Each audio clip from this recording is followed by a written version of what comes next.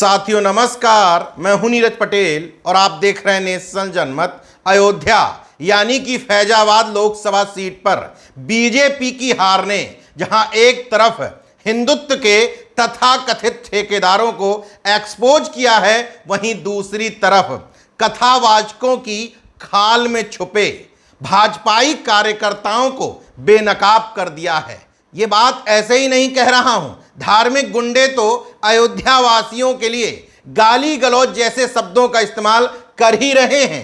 ये तथाकथित धर्म के ठेकेदार जो अपने आप को धर्माचार्य कथावाचक कहते हैं, वो भी अयोध्या की जनता के लिए जहरीले तीर छोड़ रहे हैं। पहला नाम है गिरधर मिश्र, वही रामभद्राचार्य। असली नाम गिरधर मिश्र ही है। मोदी के करीबी मित्र हैं, मिलते हैं तो गले लग जाते हैं। यही रामभद्राचार्य ठेका लिए हैं पूरे देश में घूम घूम करके कि बीजेपी का प्रचार प्रसार करूंगा। अयोध्या में बीजेपी की हार के बाद जिस तरह का बयान रामभद्राचार्य का सामने आया, वो किसी धर्म गुरु का नहीं बल्कि बीजेपी के कार्यकर्ता या नेता का ही हो सकता है। सुनिए। अयोध्या में जिस तरह की बातें सामने आ रही है, इसे ढालने के बाद उसको आप किस तरह से देखते हैं? वो मंथरा के वंशज थे जिन्होंने नहीं दिया वोट, बस यही कह रहा हूँ। चमार ये लिख लो। गोस्वामी जी कहते हैं कि जो राम जी को नहीं भजता वो चारों वर्ण चमार है। वो सुन लिया, खुद को धर्म का ठेकेदार बताने वाला एक शख्स अयोध्या की जनता को इसलिए कोस रहा है क्योंकि उन्होंने भारतीय जनता पार्टी यानी कि मोदी को वोट नहीं दिए। इसी फहरिस्त में दूसरा नाम आता है अनिल गिरी उर्फ अन्नू उर्फ अनिरुद्धाचार्य का। ये भी कथा मंच पर बैठकर ही अयोध्या की जनता को बुरा भला कह रहे हैं, कोस रहे हैं। अयोध्या से मोदी जी हार गए। जिन्होंने राम जी का मंदिर बनाया, जो राम को जन जन तक पहुंचाए, वो हार गए।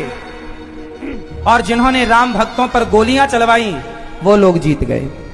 दुनिया तक भगवत गीता पहुंचाने वाले मोदी हार गए और राम पर उंगलियां खड़ी करने वाले, राम को काल्पनिक कहने वाले लोग अयोध्या में जीत गए। क्यों? क्योंकि हिंदू सलाह किससे ले रहा है? मंथरा जैसे लोगों से। इन सब भाजपाई एजेंटों के बयानों से एक बात स्पष्ट है कि राम मंदिर को जो राष्ट्र मंदिर कहा जा रहा है, वो सब बातें खोखली थी। महज अयोध्या की जनता ने फैजाबाद लोकसभा सीट हरवा दी तो राष्ट्र मंदिर का झुंझुना हवा हो गया। चुनाव से पहले खुद मोदी, उनके कैबिनेट के सदस्य और भाजपाई मुख्यमंत्रियों में जिस तरीके से होड़ लगी थी राम मंदिर दर्शन की, चुनाव हारने के बाद राम मंदिर न मोदी पहुंचे ना ही उनका कोई सिपह सालार। मतलब स्पष्ट था कि राम मंदिर सिर्फ और सिर्फ वोट बैंक की राजनीति के तहत बनवाया गया था। लेकिन हैरत की बात देखिए, जिसको कहा जा रहा था कि पूरे विश्व के राम भक्तों को जोड़ेगा, महज एक सीट पर हार से अयोध्या वासियों को गालियां दी जाने लगी हैं। कायदे से इन दोनों धर्म के ठेकेदारों की जिम्मेदारी थी कि अयोध्या वासियों का, छोड़ दीजिए मुस्लिम, हिंदुओं का ही दर्द पूछ लेते। उन लोगों का जिनकी जमीन छीनी गई, जिनके मकान तोड़े गए, जिनके आसियाने उजाड़ दिए गए, और तो और जिनके घर पर, दुकानों पर जबरन धार्मिक प्रतीक चिन्ह सरकार की तरफ से प्रिंट करवा दिए गए। इन सब लोगों की समस्याओं को समझने की बजाय महज इसलिए गाली दे देना क्योंकि उन्होंने समाजवादी पार्टी और उसमें भी एससी वर्ग से आने वाले अवधेश प्रसाद को वोट दे दिया है, इसलिए इनको मिर्ची ज्यादा लग रही है।